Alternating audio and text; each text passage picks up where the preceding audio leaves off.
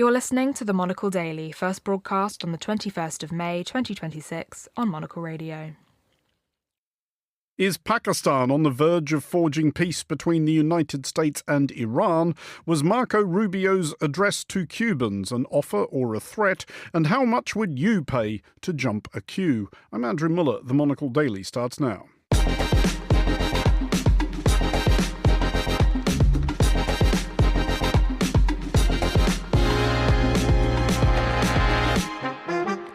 Hello and welcome to the Monocle Daily, coming to you from our studios here at Midori House in London. I'm Andrew Muller. My guests Tessa Szyszkowicz and Yossi Meckelberg will discuss the day's big stories, and our weekly letter from has a Japanese stamp on it. Stay tuned, all that and more coming up right here on the Monocle Daily.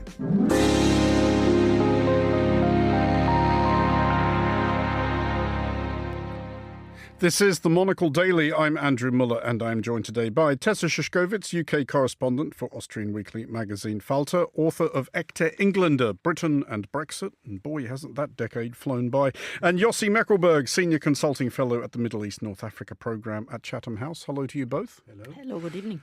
Tessa, first of all, you are just back from Philadelphia, which is a delightful city, though I have not been there for ages. What were you doing in Philadelphia? So we went for the graduation of my baby son, who is now 21 and just graduated from Congratulations to him and indeed to you. And so we spent 4 days of eating in Philadelphia's best restaurants, and it was delightful because there are many, plentiful, global. So we picked a continent, kitchen-wise every day, and enjoyed our time. And of course, the whole town was full with graduating it would be students and their families, and everyone was happy. And it was very hot and summerly, and you wouldn't even think that you're in a country where democracy is threatened. Well, on which subject government. Did you do all the fantastic American history nerd stuff that is available in Philadelphia? Because I've done all that, and it's really brilliantly done. It's absolutely lovely, and I always liked Independence Hall, and also the museums are excellent. But I've done that in previous years because I had an involvement of altogether, I think, 10 years with Philadelphia, having 2 children going to college there. Yossi, meanwhile, you haven't been anywhere because all your trips keep getting cancelled because of what we will refer to as events. Yes, serious events. First, congratulations to graduation. I think as someone that's been so many graduation, just part of my job, it's always the best time of the year to see the happy families, the graduates, and the so want to introduce the lecturers to their parents. So it's always, it's a great time. But you have been on a walk with several dogs. Yes, so this is we're grasping here, but let's go with it. So, as you know, we have a Shiba Inu dog. I do know that. I've met it and everything. Yes, and there is some kind of a sense that those who own is the Shibas are special, and those who own the dogs they feel themselves very special, because they say about Shiba that they are closest dogs to cats in their behavior. I can see that. And so once a month there is a Shiba walk. There are actually 2 of them, rival, but you can join either of them. Are you with the official or provisional Shiba Inu walk? Yeah, the provisional Shiba Inu, I love it. And so one is in the Hyde Park and one Richmond. So if you want to see like 20 Shibas, they come, it sounds a little bit like a DIY store. They come in 3 colors. So you can have it in the black and tan, white, or the kind of the reddish one, and you see them. And the thing that won't surprise you, 99% of them will be on the lead, because if you release a Shiba, you have good chances. Carnage. They never back. In one case, the poor deer in Richmond Park ran very quickly. Who can forget Fenton? Exactly. And the poor owner ran after the Shiba and the deer for half an hour. Well, regrettably, that's probably about as cute as tonight's show is going to get. We will start in Pakistan, where local media is reporting that Pakistan's Chief of Army, Field Marshal Asim Munir, is on his way to Tehran. He is apparently due to speak to whoever is presently running Iran with a view to selling them on a temporary but solid ceasefire, which might serve as the basis for direct talks between Iran and its American and or Israeli antagonists. Pakistan's Interior Minister Mohsin Naqvi is believed to be in Tehran already. The agreement under discussion is said to include a reopening by Iran of the Strait of Hormuz, an end by the US Navy to its blockade of Iranian ports, and talks on Iran's nuclear program to start within the next 90 days. Yossi, first of all, does this all sound plausible, like something that might happen? I mean, Field Marshal Munir is a busy man. I doubt he's gone to Tehran if he thinks he's going to have his time wasted. Do we expect something might come of this? It might happen, but a mediator can be better than the rival sides. If they decide to really dig their heels about certain things, and you have two very stubborn sides, both of them believe that they won the war, both of them believe that they can sustain it for quite some time, and they won't give much way. And I mean, one of the things is that one of the core issues right now is to open the Strait of Hormuz without tariffs. But that's exactly where we were 2-3 months ago. So we basically quarreling about something that was there for many, many years, or always. Now, that's the question. And there are some key questions that it's very difficult to know who you negotiate in Tehran right now. There is no regime change. We're told that Naqvi has been meeting with President Masoud Pezeshkian, but it's also never entirely clear how much say the president of Iran has, and IRGC commanders. No one's talking about the actual supreme leader, interestingly. But for what, at least I hear, they consult him. He's not shown in public since the beginning of the war. He's probably injured, but he is consulted. But the question is, for instance, the Revolutionary Guard, RG. They are very much involved in all of that and probably been emboldened by the war. Because of the system, the way that it's diffused in Iran, in a way, it makes it more resilient. So you hurt one, but the others still prevail. On the other hand, it makes it so much more difficult to negotiate because you're not so sure who calls the shots, so to speak. Now, the issue of Hormuz, of the enriched uranium, of the ballistic missiles, of supporting proxies, still on the table. The one thing that I think in the West we underappreciate, I think the Iranians understand our weaknesses more than we understand their strength. And we fight this asymmetry war because we think the military force will do everything, but actually we are, as we could see, more vulnerable than the Iranian. But on that thought, Tessa, is there a reason why, if you are Iran now, you would agree to any kind of ceasefire? Because, as Yossi suggests, they do think they have the upper hand. They have obviously incurred quite significant losses, not least the former Supreme Leader and quite a lot of their former high command.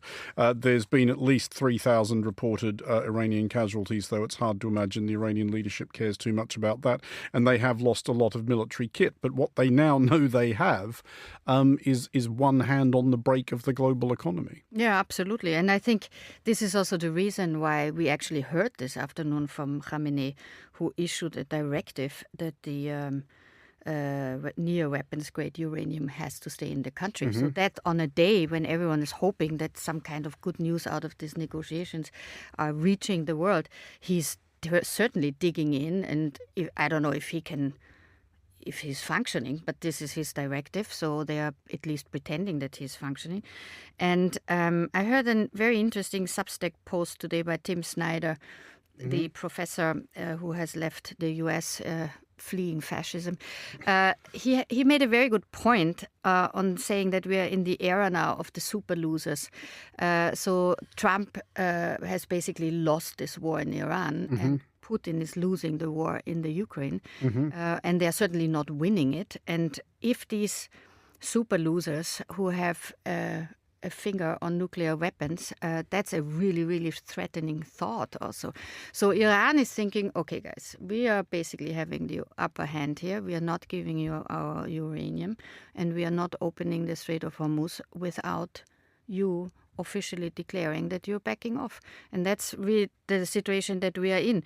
So the only one who really, really wants to have an escalation of this war is probably Benjamin Netanyahu in Israel, because he's facing elections and he would like to have an ongoing war scenario where he's being seen as someone who can actually do something that makes headlines.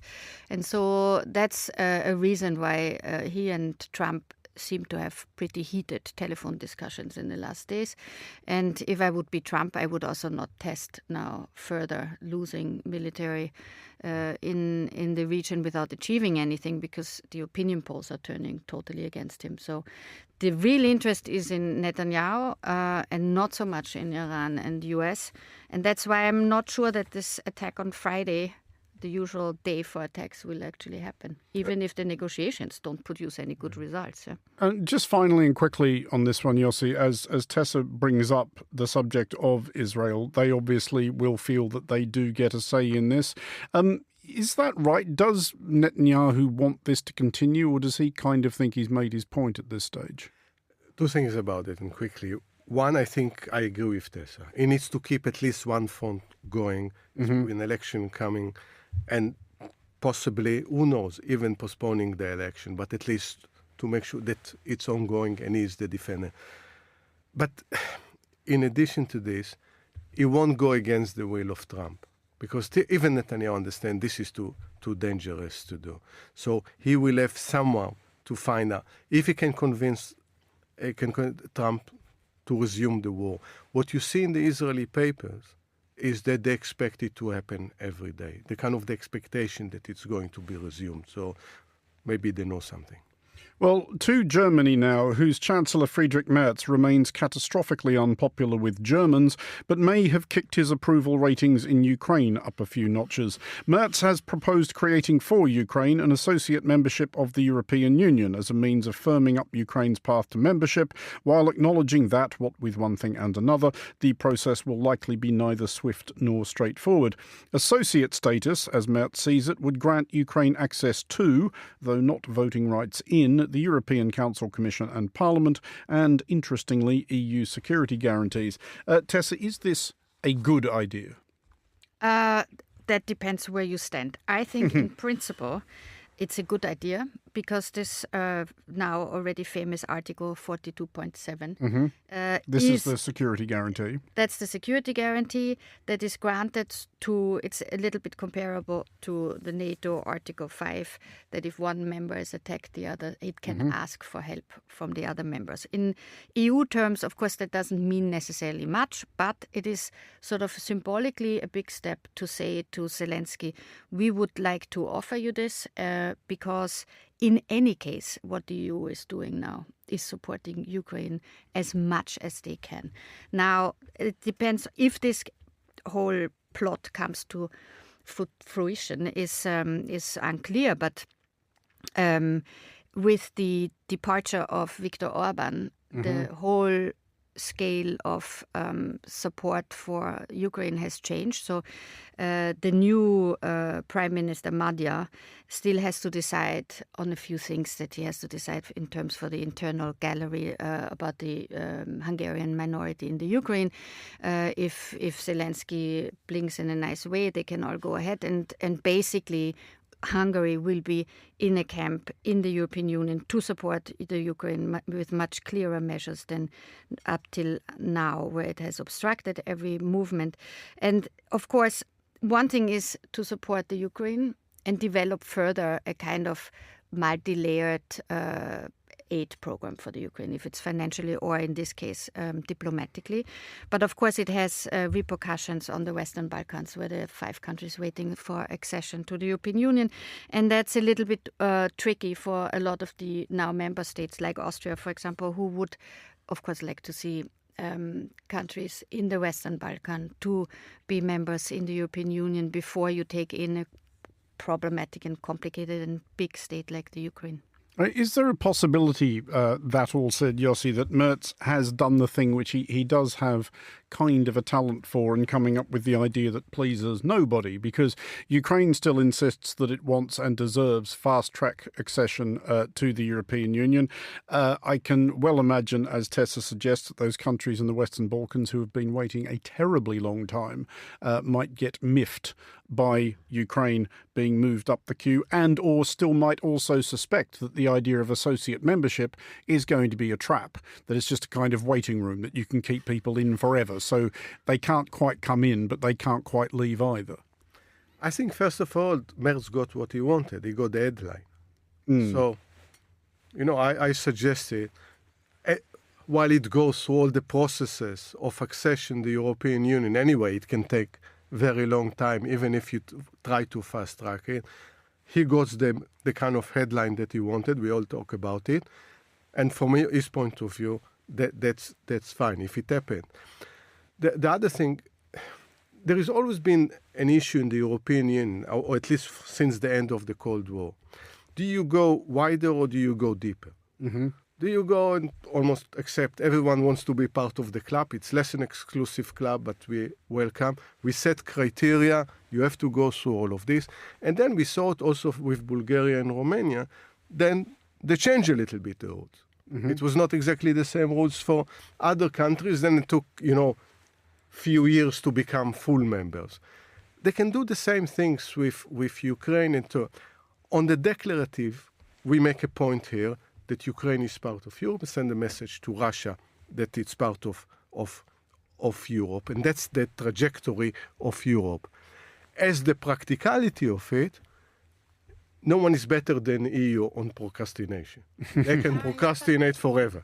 Can I slightly disagree on this point? Yeah. Because I think what we are entering now in the European Union is also a period where you have a lot of layers and different movements in different ways. So like the UK can be brought in many ways into European Union matters without them actually sort of joining all this immediately.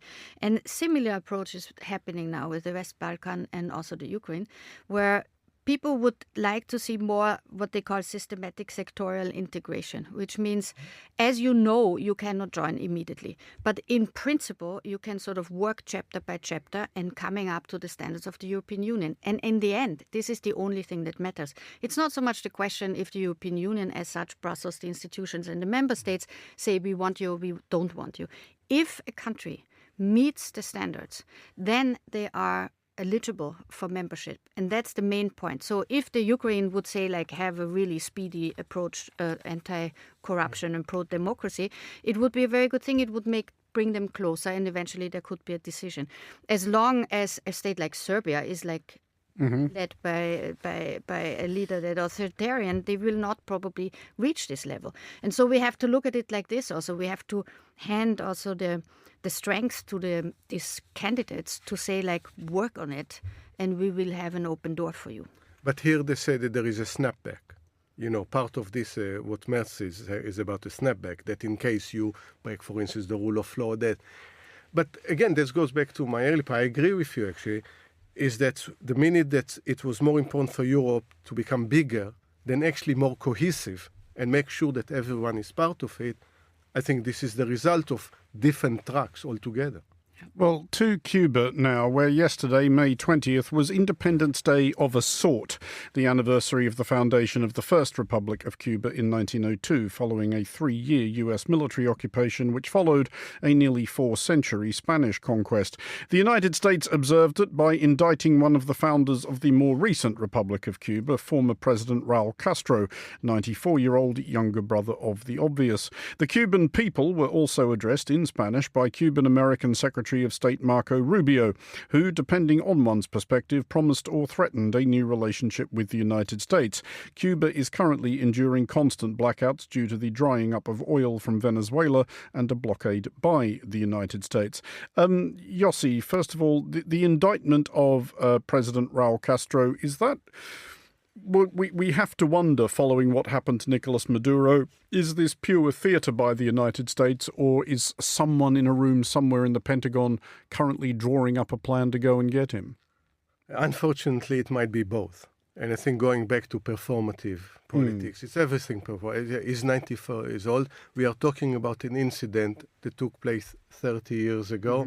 So it's kind of to ratchet up the pressure on Castro. I was actually supervising a student from Cuba right now for his dissertation, and we counted that since Fidel and Raúl came to power, there were 13 American presidents, and this upsets them. Because despite assassination and sanctions since Eisenhower and so on and so forth, the Castros are still there. And the only way to operate in the United States is more pressure, more sanction, more misery in Cuba, while I would argue that it could take completely the opposite direction, and Cuba would have been a very different island for a long, long time ago, definitely since the end of the Cold War. But Cuba is not a foreign policy in the United States. A, it's an obsession. B, it's Florida. And the pressure, because of you need Florida, midterm election, presidential election, there is no logic in the policy towards Cuba, definitely not from the end of the Cold War. So this is another try to put more pressure on Cuba. What I really think is they want to reach an agreement in which will give basically, it's almost in a strange way, you mentioned 1902. 1902 also came with the Platt Amendment, which basically Cuba gave much of its independence until 1937 due to the Platt Amendment. That's what they are trying to do. Tessa, part of what US Secretary of State Marco Rubio said to the Cuban people, though it's unclear how many of the Cuban people were actually minded to pay much attention to him, he did say today, from media to entertainment, from the private sector to politics, from music to sports, Cubans have reached the top of virtually all industries in all countries except one, Cuba. See, but he wasn't actually wrong about that, was he? I mean, you don't necessarily have to be a sort of neocon headbanger to take the view that, as Yossi suggested, there's an extremely alternative and much better recent history Cuba could have had were it not for the Castros. No, absolutely. I agree with you both and everyone on this. And I think also the Cuban population does. I mean, you don't know, there's no free opinion polls. But in the New York Times today, they quoted one recent survey by a Cuban news website, El Toc, I don't know. They said 40,000 answers gathered, and 56% of Cubans who reside in Cuba say they would support the military intervention. And, of course, in Florida or outside, 70%. I think there is a moment where this regime should go, because it is not very healthy for its population for many, many years already. The question is, who could replace it if there is no military intervention, which could be one military intervention too much. I mean, if I would be Trump, I would think about it. It's not likely that it would go as smoothly as in Venezuela to put someone else of the regime into place. What I also read today is that that the Trump administration is thinking about Raúl Castro's grandson to take over. He's also called Rodriguez, like the one in Venezuela, so everyone's Rodriguez who takes over. But if that's also true, I mean, how does that look for a democratically elected president of the United States to then, in the end, bring down a regime by putting in the grandson? Oh, I mean, I would consider... Or the son, by the way. Yeah, I would consider it a result if they didn't appoint Governor Eric Trump. On which subject, Yossi... It's clear what's driving this from Rubio, and he does seem to be the person in the administration making the running here. For him, it's both political and personal. He's the child of Cuban refugees. But I genuinely think, listening to President Trump, and this is where I insert my own potted theory into the discussion, he is absolutely hell-bent on becoming the first president since the 1950s to expand the territory of the United States. He wants to add another star to the flag. And I think he thinks Cuba might be it. Yeah, and again, if you look at the history of the relation between US and Cuba, twice they tried to purchase it. One, they invaded it, and then imposed the Platt Amendment. I think with Rubio, for the benefit of the listeners, his parents left before the revolution. Actually, they fled from Batista, not from Castro. They left in 1956. This is true. Before the revolution. So, I mean, it's not very convenient for Rubio But this is actually the reality. Yes, there is always Cuba is different from almost any other country because they had the idea. I think it was Jefferson that actually said it, that eventually Cuba would gravitate towards the United States. So the idea, if not physically, politically, so always it's been seen some sort of the United States. So it might be this guy. I would again argue what Obama started doing in 2016 when he visited in March of 2016, sadly, very late into his presidency. Should have done it much earlier. This was the right trajectory of opening up. Then the changes will take place organically. Cuban won't change there. They don't want to leave. But no, there is also a lot of wonderful things in Cuba beyond this. Is how to move to actually harness what's good there in order to create these organic changes. But then Trump came, of course, in 2016 or 2017 and imposed the sanctions again. Well, to Japan now, and to what it says here is a burgeoning industry in what is known as taipa, or time performance. The practical manifestations of same are such systems as sui-sui, through which customers may pay extra to skip the queues which tend to snake around the block from especially popular food stands or restaurants. Charges vary according to waiting times, and custom is limited to prevent things getting completely out of hand, i.e. those wealthy enough to buy their way around queues getting suspended from lampposts by their underpants by those not. Apologists for the system say it helps out busy local folk and foreign tourists. The remedy of just hiring enough goddamn staff to serve demand seems to have been dismissed as unsophisticated. Tessa, would you be interested in this? Absolutely. I've always been interested in skipping lines wherever I could, either by sort of, sneaking in. How much would you pay to avoid standing? Well, if you really, let's put it like this, I think they are trying also to make it easier for tourists. And if I would be a tourist in Japan, but I think that's a little bit an unnecessary thing to do. What is really useful is if, for example, you are a young mother who is on a work schedule and you have to go and fit this all into your day, and then you have the option to pay a little bit more to skip the line and get your food out. But is there not, I'll put to you, Yossi, the obvious remedy of just going somewhere where there isn't a queue? So, first of all, it's the most un-British things I've heard in my life. It is, yeah. I mean, a country that a queue is a value. Yeah. I think you deliberately look for a place with a queue in order to practice and exercise the right to queue. That's one thing. But I spent only a few days in Japan. Some of the restaurants are so tiny. And you really queue, it's like 7 seats, a restaurant, and you wait. So I understand why they do it in Japan. I probably won't do that. I think, yes, go to another restaurant. It's funny because we are a group, we went for a workshop, and we thought, we are a group of 12 people, we'll go and eat together. We had to split to 2, and we couldn't. So it's a very Japanese thing because of the size of the restaurant, but paying for it's like speedy boarding, Yeah, I mean, but why not? If you want to be the first one off the plane, you do speedy boarding, you pay a little bit more, and you still, it's not a problem. And you have this But the airplane lands at the same time for those with the speedy boarding. It gives you 5 minutes ahead of this often, just to be faster out of the airport. Yeah? No, as a general principle, I just will not stand in line to spend my own money. If somebody wants my money, they should make it convenient for me to spend it. Yeah, but it's also that all these apps and all these options that you have now, which are connected to this service, is, for example, you take a number and then they sort of ping you on the app when it's your time in the line in front and all these kind of things. These are all part of a few nice gadgets that make our life faster and more fun. And or just more complicated and annoying? No, Andrew, I'm more really expensive. Sorry. More expensive. If you want to get the really, really good sushi place in this shopping mall and they have this service, I'm ready to do all the sushi is good in Japan. I'm going to go ahead and argue that Guys, Japan let's be a is little bit elitist foodie not is here. underserved by sushi restaurants.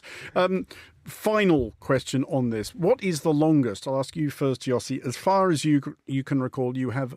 Because we've all ended up standing in line or waiting around for things that we just had to deal with, like whether you're queuing to check in or get across a border or whatever. That doesn't count. What is the longest time you've ever spent in a queue voluntarily?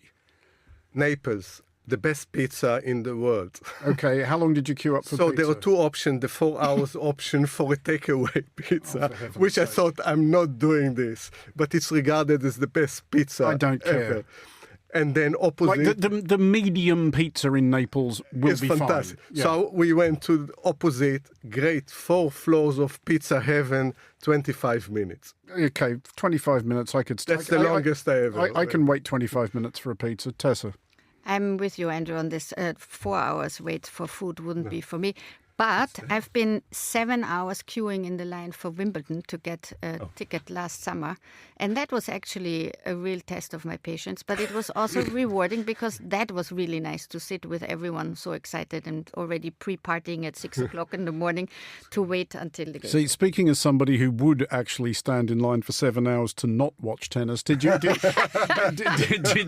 did you actually enjoy it once you got there? Yes. Or was it all about the waiting? It was about, my story was about the waiting, so I really sort of digged into this whole thing in every detail. But then I really enjoyed also being inside and watching all these games. Tessa Szyszkowicz and Yossi Meckelberg, thank you both for joining us. Finally on today's show, it's time for our letter from. We turn to Tall Stories, where Julia Kim rides the Hokusai special train, a new journey aimed at foreign tourists, once they've finished buying their way past restaurant queues, to take in breathtaking views of Mount Fuji.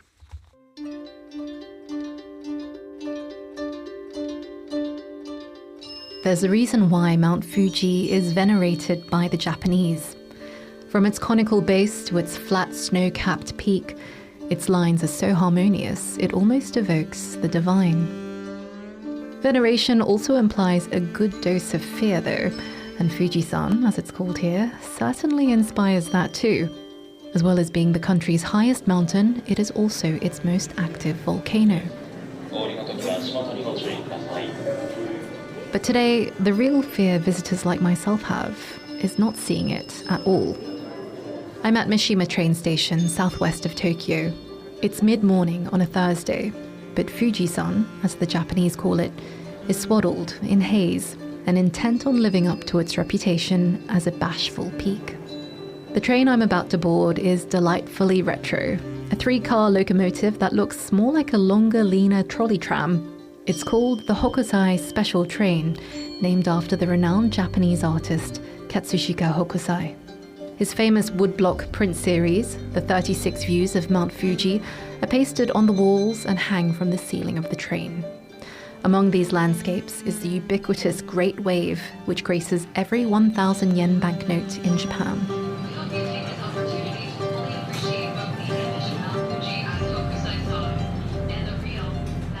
On a clear day, you can get a clean shot of some of the same vistas captured by Hokusai himself nearly 2 centuries ago. But the opaque clouds are thickening by the second, and as we pull out of the station, the first droplets of rain appear on the panoramic windows. I peer desperately outside, wondering how many others have come before me. How many generations of Gorkas, including Hokusai, squinted through the mist for a glimpse of Mount Fuji. Not only is it Japan's foremost natural attraction, it's an object of worship, a muse that's captivated artists as far as Europe and triggered the Japonisme aesthetic in the 1800s. In 2013, it became a UNESCO World Heritage Site. Hokusai Group attracts people around the world. Why? Learning all of this during the ride only whets my appetite to see it, but the intensifying drizzle dampens all hope. On a day like today, you make do with a pop quiz delivered by the tour guide in English. It's an informative and not unwelcome distraction. As I soak up these nuggets about the great artist, the train is soaked by rain. Stubborn fog blankets us, and for the entire journey, the 36 views of Mount Fuji are reduced to 50 shades of grey. Those in the know say the odds are 1 in 3 that Fuji-san makes an appearance, which might explain why the train only runs 3 days a week. Sunrise Tours, which operates the service in conjunction with Central Japan Railways, has been making the gamble since this spring, betting on the great wave of inbound tourists. When we stop at our destination, Fujinomiya, I commiserate with the other tour goers. But we agree that we will probably roll the dice again for the chance to gaze upon the serene grandeur of Japan's sacred mountain.